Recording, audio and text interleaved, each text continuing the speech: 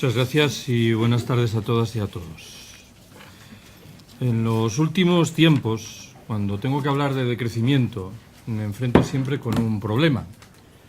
Yo no estoy en condiciones de articular varias charlas diferentes sobre decrecimiento. Y eso implica que quienes me habéis escuchado hablar sobre esto, en sustancia, me habéis escuchado hablar para siempre. Esto es, que no tengo muchas posibilidades, como acabo de deciros, de contaros una historia diferente. Y tampoco creo que las cosas como van sea muy saludable inventar una charla distinta. Si aquella que asumo comúnmente tiene cierto efecto pedagógico saludable, no veo ninguna razón sólida para abandonarla. Siempre que hablo sobre decrecimiento, antes de entrar en materia, formulo 3 observaciones preliminares que pretenden deshacer 3 posibles malentendidos. Primera de ellas. Se discute mucho y se discutirá más sobre si es imaginable un proyecto de decrecimiento, tal y como yo lo defiendo, dentro del capitalismo. No tengo mucho tiempo para detenerme en la discusión teórica. Me voy a limitar a señalar que el proyecto de decrecimiento que yo defiendo no pretende sustituir a las contestaciones históricas del capitalismo. Prefiero acogerme a la idea de que es un agregado a esas contestaciones. Señalaré, eso sí, que es un agregado importante. Cuantas veces he tenido la oportunidad de repetirlo, he señalado que, a mi entender, cualquier contestación del capitalismo en el mundo opulento a principios del siglo XXI tiene que ser, por definición, decrecentista, autogestionaria y antipatriarcal. Si le falta alguno de estos 3 pivotes, me temo que estará haciendo el juego a ese sistema que teóricamente dice contestar. Segunda observación preliminar. Como veréis inmediatamente, en una de sus matrices fundamentales, el proyecto del decrecimiento señala que en el mundo opulento tenemos que reducir nuestros niveles de producción y de consumo. Alguien preguntará inmediatamente, ¿y esa propuesta la formuláis en los mismos términos en relación con los países del sur? La respuesta es no, pero. El no creo que se justifica por sí solo. Si la renta per cápita en Mali o en Burkina Faso es 30 veces inferior a la nuestra, no parecería razonable que pidiésemos que los habitantes de ese atribulado país reduzcan sus niveles de consumo. Conviene justificar, sin embargo, el pero. Los habitantes de ese desgraciado país deben tomar nota de lo que nosotros, en el norte opulento, hemos hecho mal, siquiera solo sea para no repetirlo. Tercera y última observación preliminar. No deseo en modo alguno ignorar que en el norte rico también hay pobres. Si alguien se pregunta si estamos defendiendo que reduzca sus niveles de consumo una viuda que cobra una pensión no contributiva de 500 euros mensuales, la respuesta inmediata y lógica es que no. Cualquier proyecto de decrecimiento sensato tiene que ser un proyecto de redistribución radical de los recursos.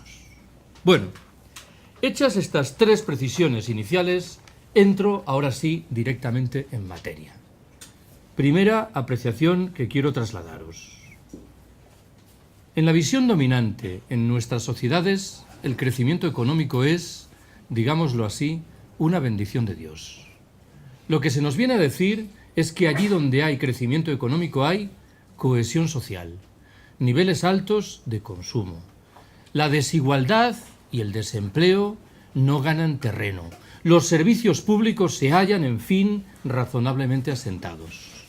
Sobran las razones, desde mi punto de vista, para recelar de todas estas supersticiones. Formularé de manera muy rápida 6 de esas razones. Primera, el crecimiento económico no genera necesariamente cohesión social. China, como sabéis, lleva creciendo espectacularmente 20 años. No creo que nadie sostenga en serio que China es hoy un país socialmente más cohesionado de lo que lo era 2 decenios atrás. Segundo, la relación del crecimiento económico con la generación de empleo es mucho más difusa de lo que pudiera parecer. Las economías capitalistas desarrolladas han crecido notablemente en los últimos 30 años, en los cuales, y sin embargo, en ellas, en términos objetivos, se ha destruido empleo. Tercer motivo, El crecimiento económico se traduce muy a menudo en agresiones medioambientales literalmente irreversibles. Cuarto, provoca con frecuencia el agotamiento de recursos que sabemos no van a estar a disposición de las generaciones venideras. Quinto, en lo que se refiere a los países ricos, su crecimiento económico se vincula en un grado u otro con el expolio de la riqueza humana y material de los países pobres. Menciono un sexto y último motivo, que remite a un código individual. El crecimiento económico ha propiciado entre nosotros el asentamiento de un modo de vida esclavo que nos hace pensar que seremos más felices cuantas más horas trabajemos, más dinero ganemos y, sobre todo, más bienes acertemos a consumir. Detrás de ese modo de vida esclavo hay tres grandes fórmulas. La primera se llama publicidad. Un conjunto de instrumentos muy eficientes que nos obligan a comprar lo que objetivamente no precisamos y, llegado el caso, aquello que nos repugna. El segundo de esos instrumentos es el crédito, que permite muy a menudo que obtengamos el dinero necesario para adquirir eso que no necesitamos. Y el tercero y último se llama caducidad. Los bienes, como sabéis, son producidos de tal manera que en un periodo de tiempo muy breve dejan de servir, con lo cual, mal que bien, nos vemos en la obligación de adquirir otros nuevos. Siempre que me refiero a esto, del modo de vida esclavo, invoco una anécdota omnipresente en la literatura sobre el decrecimiento y que creo retrata fidedignamente la cuestión. En una de sus muchas versiones está ambientada en un pueblo de la costa mexicana. Un paisano se halla, conforme a la imagen tópica, adormilado junto al mar. Un turista norteamericano se le acerca, entablan conversación y en un momento determinado el turista pregunta: ¿y usted a qué se dedica? ¿En qué trabaja? Bueno, yo soy pescador. Caramba, un trabajo muy duro. ¿Trabajará usted muchas horas cada jornada? Sí, bastantes horas. ¿Cuántas horas trabaja como media cada día? Bueno, yo le echo a la pesca 2 o 3 horitas. ¿Qué me dice usted? ¿Y qué hace con el resto de su tiempo? Vaya, yo me levanto tarde, pesco un par de horas, juego un rato con mis hijos, duermo la siesta con mi mujer y al atardecer salgo con los amigos a beber unas cervezas. ¿Pero cómo es usted así?, reacciona airado el turista norteamericano. ¿Qué quiere decir? ¿Que por qué no trabaja más? ¿Y para qué? Pues porque si trabajase más, en un par de años dispondría de un barco más grande. ¿Y para qué? Más adelante podría abrir una factoría en este pueblo. ¿Y para qué? Con el paso de los años montaría una delegación en el Distrito Federal. ¿Y para qué? Más adelante todavía abriría oficinas en los Estados Unidos y en Europa. ¿Y para qué? Las acciones de su empresa cotizarían en bolsa. ¿Y para qué? Sería usted inmensamente rico. ¿Y para qué? Bueno, qué sé yo, al cumplir 65 o 70 años, podría retirarse tranquilamente y venir aquí a este pueblo, a levantarse tarde, pescar un par de horas, jugar un rato con sus nietos, dormir la siesta con su mujer y salir con los amigos a beber unas cervezas. Siempre que cuento esta anécdota me veo obligado a recordar que incorpora una fuga. No explica convincentemente cuántas horas trabajaba la mujer del mexicano protagonista, pero olvidemos por una vez esta dimensión. Segunda observación que quiero haceros. Somos con mucha frecuencia víctimas de las grandes cifras que se nos imponen y cuyo significado no acertamos a manejar. Voy a proponeros 2 ejemplos de lo que quiero decir. Vaya el primero. En el año 2005, el gasto sanitario anual per cápita en Cuba ascendió a $236. En ese mismo año, el gasto sanitario anual per cápita en los Estados Unidos se elevó, en cambio, a $5.274. Retraduzco estas 2 cifras. Por cada dólar per cápita que se gastó en sanidad en Cuba, se gastaron 20 en los Estados Unidos.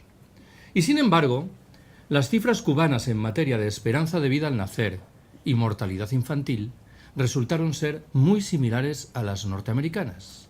No solo eso, la Organización Mundial de la Salud establece todos los años un ranking que pretende considerar cómo los habitantes de los diferentes países valoran los sistemas sanitarios respectivos.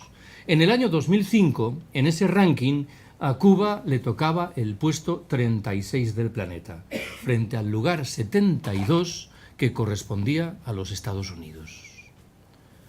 Ojo con lo que digo a continuación. Lo que acabo de subrayaros obliga a cuestionar un axioma de sentido común en la economía, el que viene a decir: si yo destino a determinada actividad muchos más recursos que tú, por lógica, obtendré prestaciones sensiblemente superiores a las que alcanzas tú. Desmiente el valor universal de ese presunto axioma.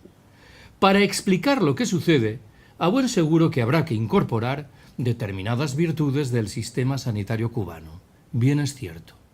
Pero con toda certeza habrá que referirse también a algunos de los efectos paradójicos de la escasez y de la pobreza. ¿En qué estoy pensando? En una sociedad de la escasez como la cubana, la dieta alimentaria registra una presencia muy notable de frutas y de verduras, algo que bien sabéis no suele ocurrir en las sociedades de la opulencia.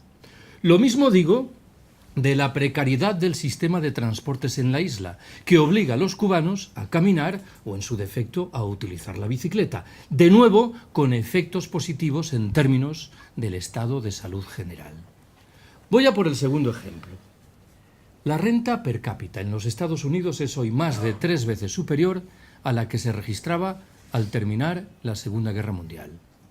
Desde hace bastante, las encuestas reflejan, sin embargo, que cada vez son más numerosos los norteamericanos que declaran ser cada vez menos felices. Una encuesta realizada 3 años atrás concluía que un 49% de los norteamericanos confiesa ser cada vez menos feliz, frente a solo un 26% que afirma lo contrario. Intentemos bucear en esta sorprendente realidad de un país que ha experimentado un formidable crecimiento económico desde bastante tiempo atrás, que ha incorporado además maravillosas tecnologías presuntamente liberadoras, pero que sin embargo no parece en disposición de garantizar el bienestar más básico para una buena parte de sus conciudadanos. Bueno, todas y todos hemos utilizado alguna vez esa máxima que reza que el dinero no hace la felicidad. Administrémosla con prudencia. En los estadios inferiores del desarrollo, la disposición de dinero, la disposición de recursos, claro que tiene que ver con el bienestar y con la felicidad. Si yo me estoy muriendo de hambre y empiezo a comer, hay un cambio sustancial y para bien en mi estilo de vida. Sobran, sin embargo, las razones para argumentar que, dejados atrás esos estadios iniciales del desarrollo, el hiperconsumo al que a menudo nos entregamos en las sociedades de la opulencia es antes un indicador de infelicidad manifiesta que una señal de bienestar exultante. Lo digo de otra manera. Invoco una vez más el sentido común imperante en nuestras sociedades, que sugiere desde mucho tiempo atrás que cada nueva generación que entra vive mejor que las anteriores. Mi abuelo vivió mejor que mi bisabuelo. Mi padre vivió mejor que mi abuelo. Yo he vivido mejor que mi padre. Pero estamos en condiciones de afirmar taxativamente, sin margen para la duda, que los jóvenes que entran ahora en el mercado de trabajo, es una manera de hablar, van a vivir mejor que mi generación. Me temo que nadie puede responder de manera rotunda a esa pregunta, algo que nos emplaza, como antes decía Manolo Garí, ante una genuina crisis de civilización. Tercera observación que quiero haceros. Detrás de la propuesta del decrecimiento hay una conciencia clara, rotunda, en lo que respecta al relieve de un problema central: la huella ecológica. Ese problema remite en una dimensión más general a la escasez de recursos en un planeta limitado. Si vivimos en un planeta limitado, no parece que sea razonable, ontológicamente, que aspiremos a seguir creciendo ilimitadamente. Permitidme que intente retratar ese problema de la mano de 3 metáforas diferentes. Vaya la primera. Estamos en un barco que se mueve a una velocidad de 23 nudos, camino de un acantilado con el que, inevitablemente, a menos que modifiquemos el rumbo, vamos a chocar. ¿Qué es lo que hemos hecho en los últimos años al calor, por ejemplo, del Protocolo de Kioto? Reducir un poco la velocidad del barco. Ya no nos movemos a 23 nudos, sino a 21. ¿Qué significa esto? Significa que si el pronóstico inicial sugería que íbamos a toparnos con el acantilado al cabo de 50 días, hoy sabemos que tardaremos 53. No parece que sea de mucho consuelo. El rumbo no lo hemos modificado. Segunda de las metáforas, que bebe de la condición del barco más afamado, el Titanic. ¿Por qué murió tanta gente en el Titanic? Por una razón fácil de identificar. Los botes salvavidas no permitían acoger a tantos pasajeros como se encontraban a bordo del buque. ¿Esto, en términos de la metáfora, tenía algún remedio? La respuesta es sí.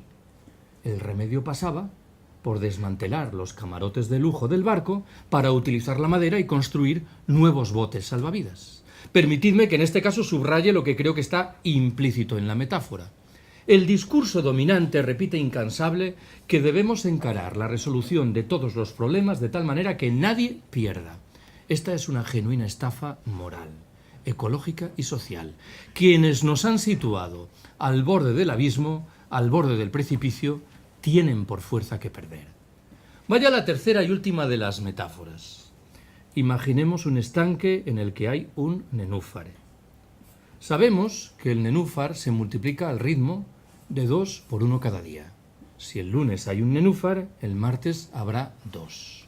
Sabemos también que conforme a ese ritmo, el estanque estará repleto de nenúfares al cabo de 30 días, con lo cual las plantas, faltas de espacio vital, perecerán.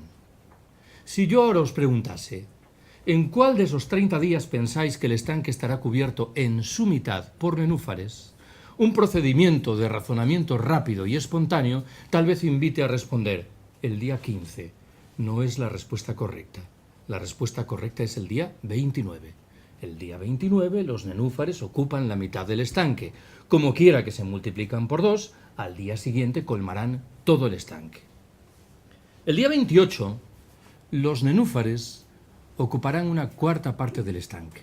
El día 27 una octava parte del estanque. El día 26, una 16ª parte.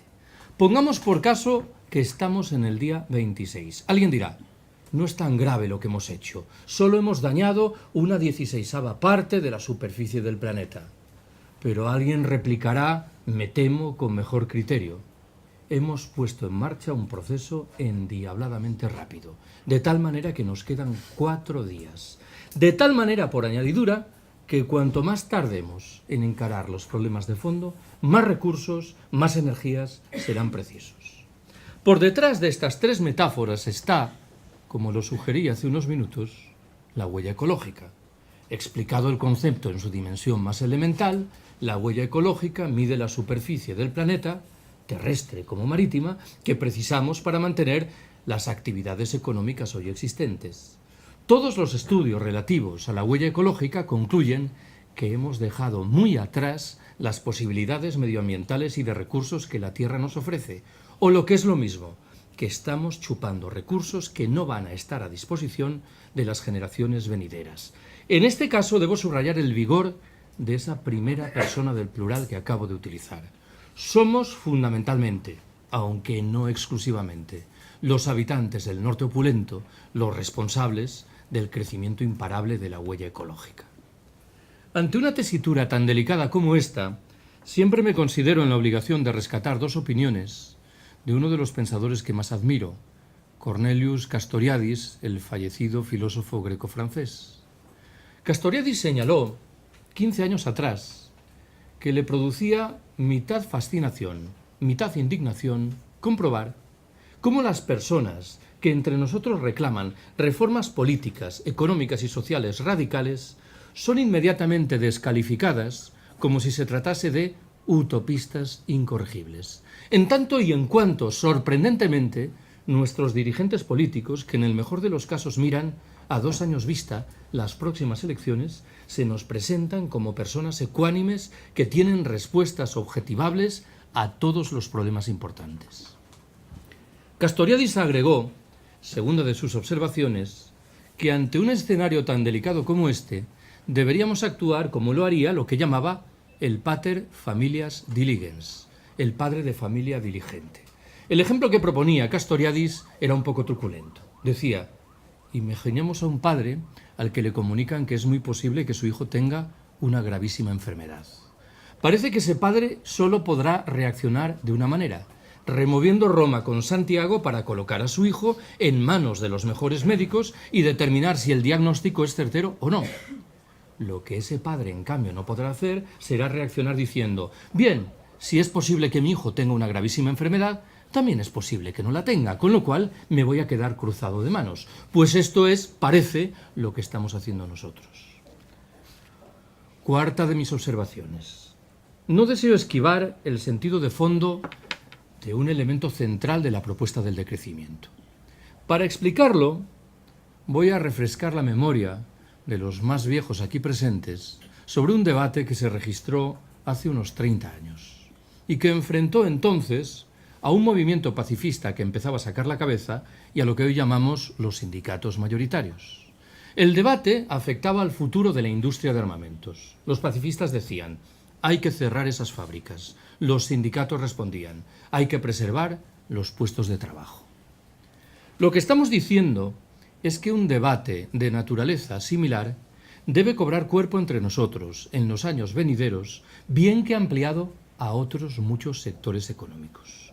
Lo que estamos diciendo es que hay que reducir sensiblemente la actividad productiva, en su caso clausurarla, de sectores económicos enteros.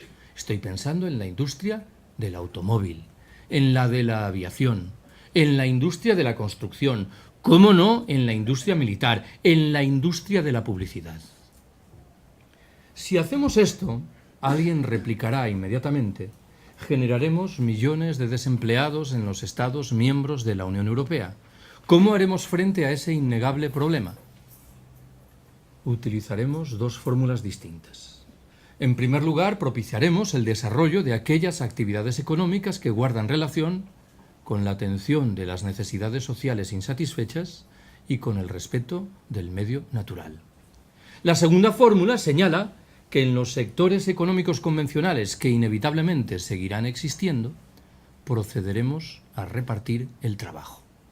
El efecto de la suma de estas dos medidas en términos casi individuales será que trabajaremos menos horas, disfrutaremos de mucho más tiempo libre y reduciremos nuestros a menudo hilarantes niveles de consumo. Estoy obligado a realizar dos precisiones sobre lo que hay en la trastienda de esta propuesta principal. ¿Cuál es la primera? Enuncio una obviedad. No estamos diciendo que los niveles de producción y de consumo deben reducirse a cero. Esto sería un absurdo. Estamos diciendo que debemos reconstruir unos niveles de producción y de consumo que permitan rescatar la huella ecológica de más que hemos ido generando. ¿Cuál es la segunda de mis observaciones?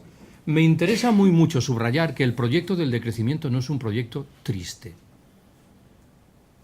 No es un proyecto que reclama sacrificios permanentes. Su icono mental no remite a la actitud de unos lamas que se aíslan en un monasterio en una de las cimas del Himalaya, por muy respetable que pueda ser esa opción. La principal página francesa por el decrecimiento se autotitula Página por la alegría de vivir. Si alguien se pregunta, por ejemplo, ¿qué es lo que los teóricos del decrecimiento reivindican en materia de intercambio sexual?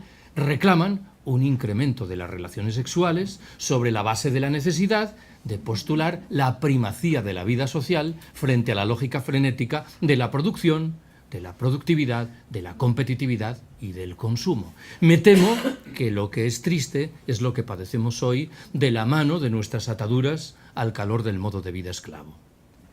Quinta observación que quiero haceros. Me interesa muy mucho subrayar que la propuesta del decrecimiento no se agota en la reivindicación de la necesidad de reducir los niveles de producción y de consumo, que reclama la introducción de principios y valores muy diferentes de los hoy existentes. ¿Cuáles son esos principios y valores enunciados de manera casi telegráfica? Primero, lo acabo de mencionar, la primacía de la vida social, frente a la lógica frenética de la producción, del consumo y de la competitividad. Segundo, el ocio creativo, frente a las formas de ocio siempre vinculadas con el dinero, siempre mercantilizadas, que se nos ofrecen por doquier. Tercero, el reparto del trabajo, una vieja demanda sindical que infelizmente fue muriendo con el paso del tiempo. Cuarto, el establecimiento de una renta básica de ciudadanía que permita hacer frente a los problemas innegables que se revelarán al calor de la aplicación de un programa de decrecimiento. Quinto, la necesidad de reducir el tamaño de muchas de las infraestructuras administrativas, productivas y de transporte. Sexto, la recuperación de la vida local frente a la lógica desbocada de la globalización en un escenario de reaparición de fórmulas de democracia directa y de autogestión. Séptimo y último, en el terreno individual, la sobriedad y la sencillez voluntarias. Alguien podría aducir que principios y valores como esta media docena que acabo de enunciar nos sitúan fuera del mundo, que nada tienen que ver con la organización pasada o presente de las sociedades humanas. No es así.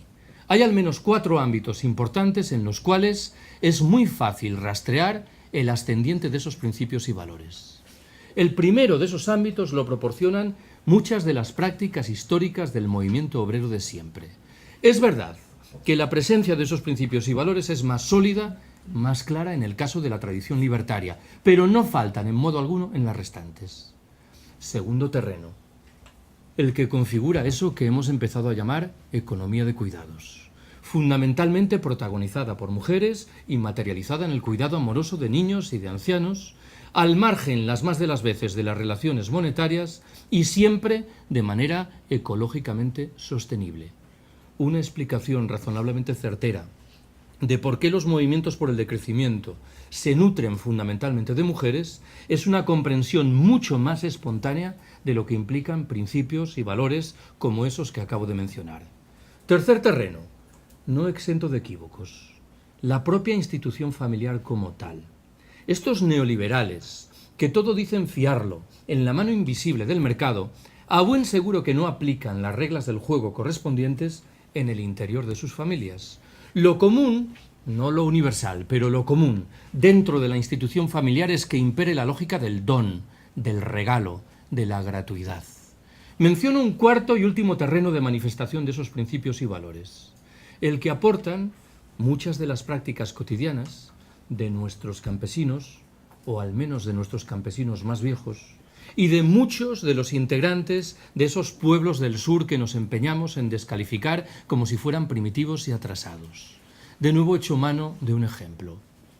La historia cuenta que hace unos años un grupo de misioneros se adentró en una región perdida de la Amazonia brasileña y se tapó con unos indios que se dedicaban a cortar leña con instrumentos extremadamente primitivos. Los misioneros decidieron hacer un esfuerzo y obsequiaron a los indios con unos cuchillos de acero inoxidable de fabricación norteamericana. Un par de años después, regresaron a aquella misma región, se encontraron de nuevo con los indios y uno de los misioneros preguntó: ¿y los cuchillos qué tal? Uno de los indios respondió inmediatamente: muy bien, tardamos ahora 10 veces menos tiempo que antes en cortar la leña. El misionero responde: supongo entonces que estaréis produciendo 10 veces más leña que antes. El indio replica perplejo: no señor, seguimos produciendo la misma cantidad de leña que antes, solo que ahora disponemos de 10 veces más tiempo libre para dedicarlo a aquello que objetivamente tiene que ver con nuestro bienestar, con nuestra felicidad. Me temo que este chip mental sí que se ha desvanecido en nuestras cabezas de habitantes del norte opulento. Sexta observación y penúltima que quiero haceros. Me interesa prestarle atención a un par de ejemplos de debates más o menos vivos entre nosotros que creo ilustran bien qué significa esto del decrecimiento. Voy por el primero de ellos. He subrayado muchas veces que, a mi entender, nada retrata mejor simbólicamente las miserias de nuestras sociedades que aquello que produce tanto orgullo entre nuestros gobernantes, la alta velocidad ferroviaria. ¿Por qué digo esto? Por 4 razones diferentes. Primera de ellas, el destrozo medioambiental que provoca la construcción de las líneas correspondientes, nunca contabilizado en los cálculos de coste-beneficio. Se ha repetido en muchas ocasiones que la irrupción de la alta velocidad ferroviaria está llamada a permitir la desaparición del tráfico aéreo entre las ciudades comunicadas por esos trenes. No parece que sea literalmente cierto. el tráfico aéreo entre Madrid y Barcelona ha reculado, bien es cierto, pero en modo alguno ha desaparecido. ¿Por qué? Por una razón fácil de entender. Es muy fácil encontrar billetes de avión más baratos que las tarifas pecaminosas que ofrece el AVE. Al margen de lo anterior, quiero recordaros que el AVE no es ninguna bicoca ecológica. Un tren que se mueve a una velocidad de 300 km por hora consume 9 veces más energía que otro que lo hace a una velocidad de 100 km por hora. Segundo argumento. En España, la irrupción fulgurante de la alta velocidad ferroviaria ha coincidido en el tiempo con el cierre de muchas de las líneas del ferrocarril convencional. Cierre que se ha justificado sobre la base de la idea de que no eran rentables. Pregunto yo, si los recursos faraónicos asignados en los 2 últimos decenios a construir las nuevas líneas de alta velocidad y los asignados desde mucho tiempo atrás a construir autovías en una franca apuesta en provecho del transporte privado, se hubieran asignado a modernizar el ferrocarril convencional, ¿podríamos afirmar que este último no es rentable? Tercer dato interesante. La alta velocidad ferroviaria mejora las comunicaciones entre las ciudades lógicamente grandes que están en los extremos de las líneas correspondientes. En su caso, beneficia a alguna localidad que se halla a mitad de camino, a costa de perjudicar a todos los demás en virtud de un proyecto de estricta desertización ferroviaria. Yo soy gallego. A mí me gustaría poder contaros que en Galicia hay un lejano proyecto de construcción de una línea de alta velocidad entre A Coruña y Vigo. No es un lejano proyecto. Los pronósticos sugieren que será inaugurada el año que viene. Entre A Coruña y Vigo hay 150 kilómetros. Están previstas 5 estaciones: A Coruña, Santiago, Vilagarcía, Pontevedra y Vigo. Permitidme que ironice.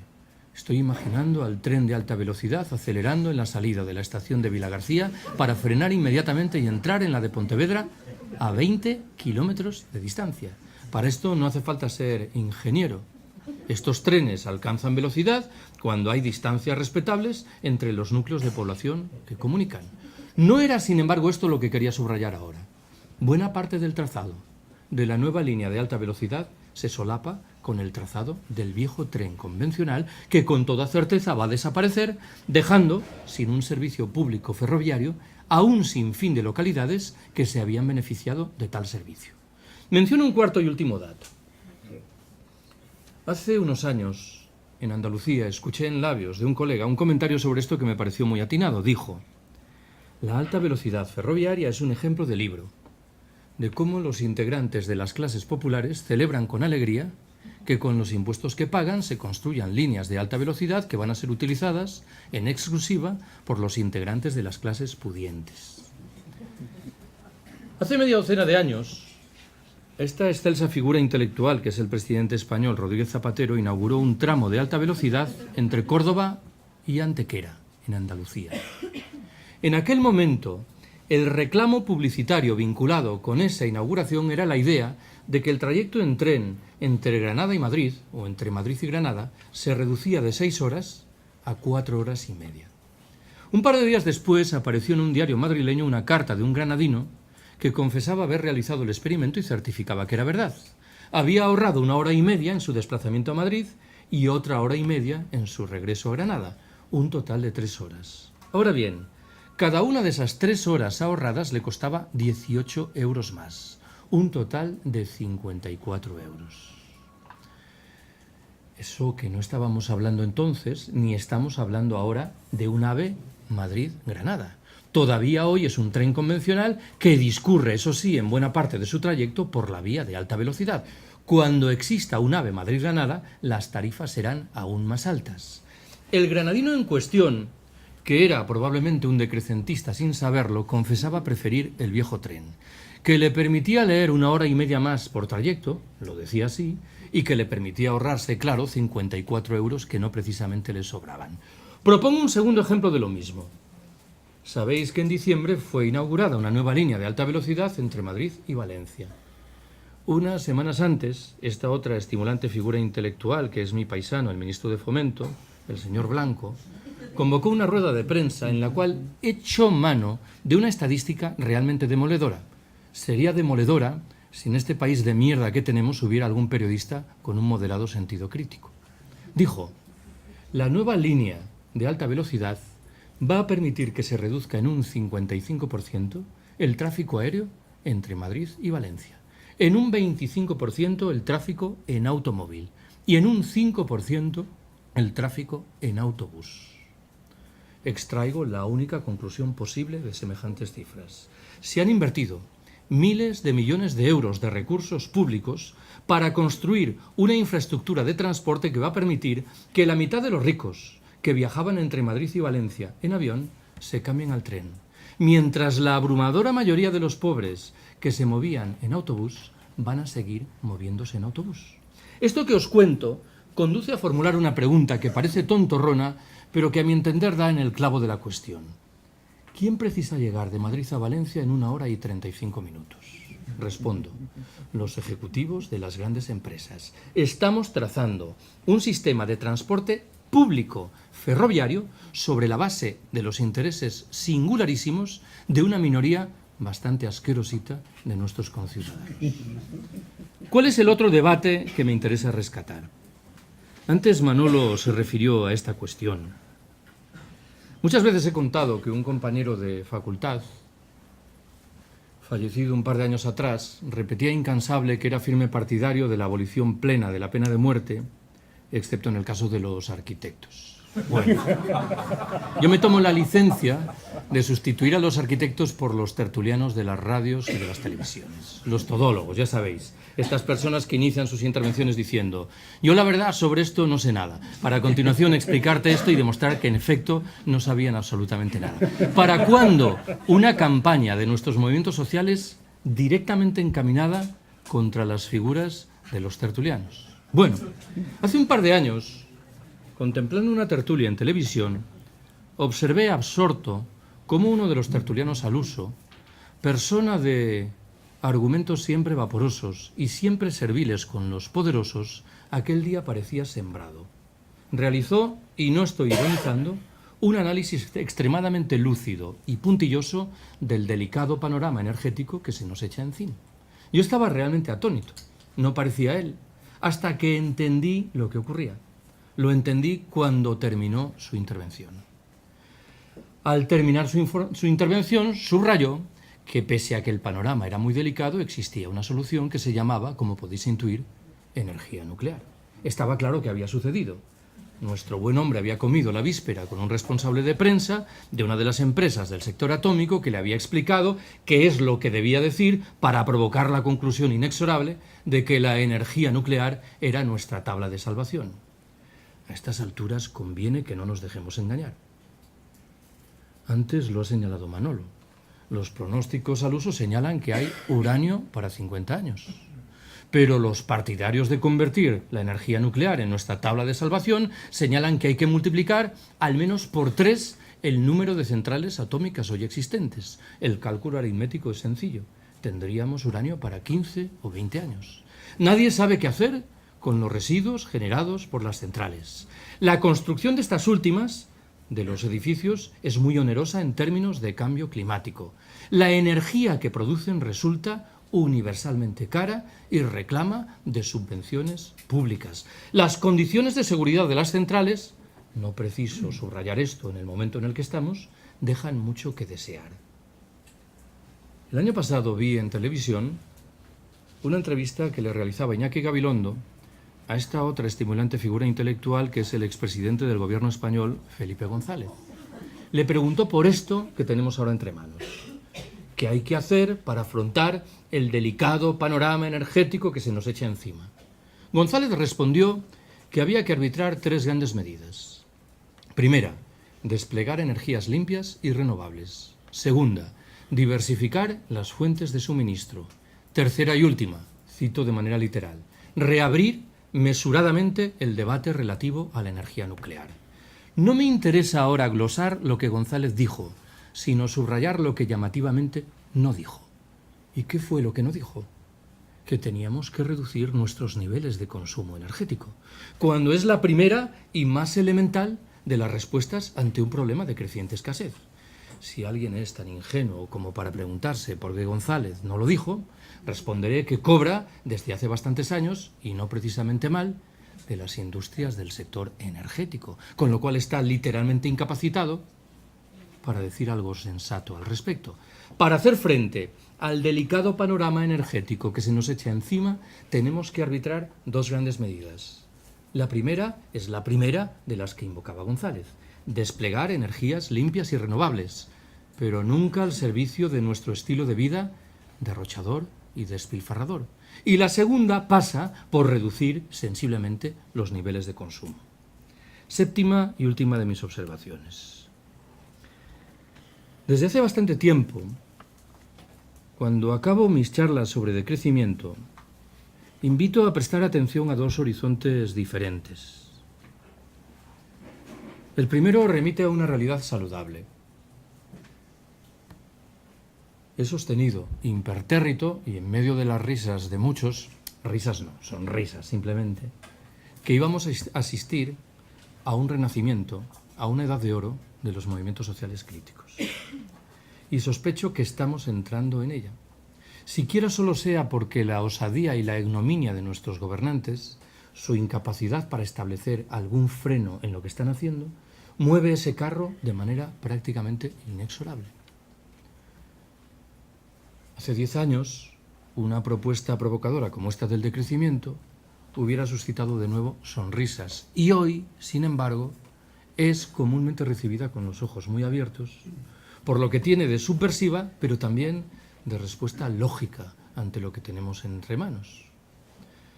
Hace unos meses, una compañera de universidad que había escuchado una charla sobre decrecimiento me dijo que le parecía una propuesta muy atractiva. Y yo me consideré en la obligación de reflexionar por qué a mucha gente esa propuesta le resulta atractiva. Y creo que la respuesta más clara viene a decir que incorpora dos elementos muy diferentes entre sí, casi me atrevería a decir que contradictorios. El primero de esos elementos es que es una propuesta provocadora.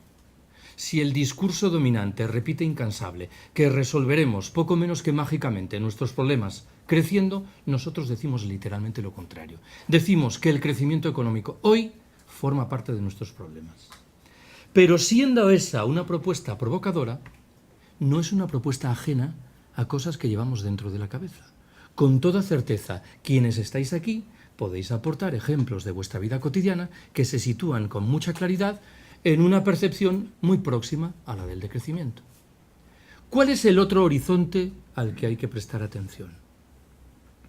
Hace 7 u 8 años se tradujo al castellano un libro de un periodista alemán llamado Karl Ameri. El libro se titula Auschwitz comienza el siglo XXI, entre signos de interrogación. La tesis principal que maneja Ameri en ese libro señala que estaríamos muy equivocados si concluyésemos que las políticas que abrazaron los nazis alemanes 80 años atrás remiten a un momento histórico singularísimo, coyuntural y por ello afortunadamente irrepetible. Ameri sugiere antes bien que debemos estudiar en detalle el contenido de esas políticas. ¿Por qué?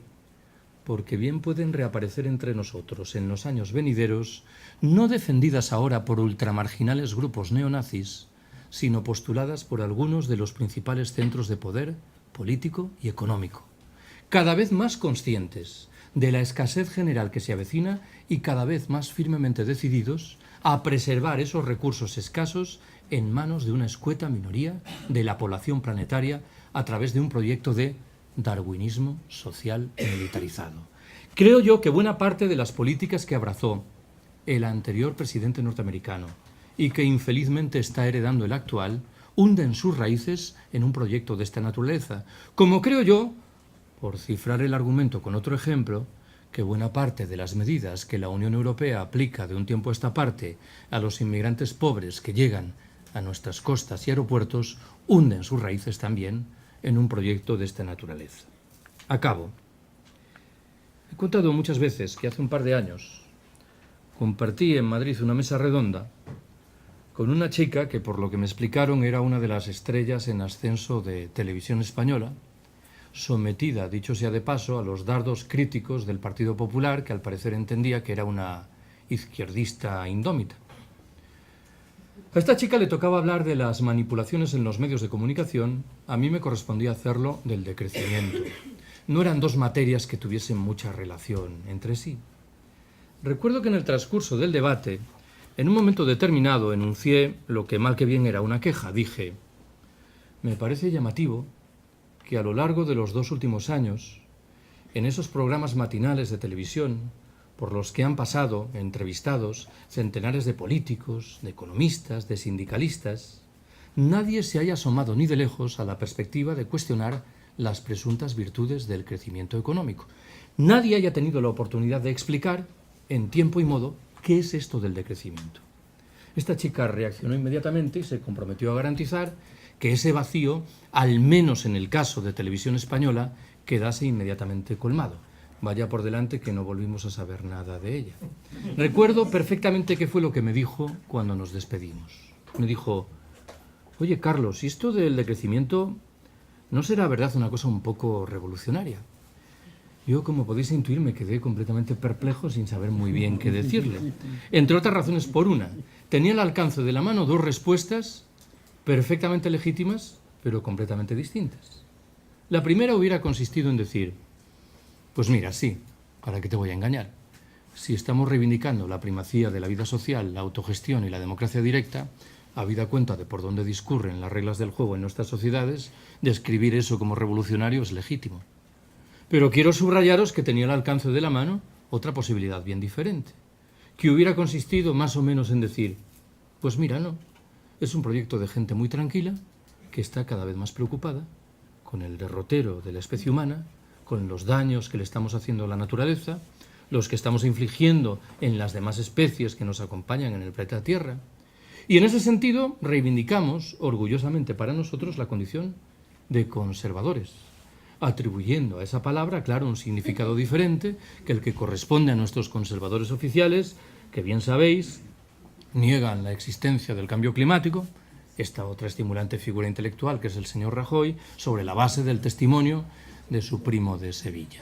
Bueno, si no somos capaces de decrecer en el norte opulento, en virtud de un proyecto consciente, racional, paulatino, ecológico, social y solidario, me temo que acabaremos por decrecer de mala manera de resultas del hundimiento sin fondo del capitalismo que padecemos. Gracias por haberme escuchado.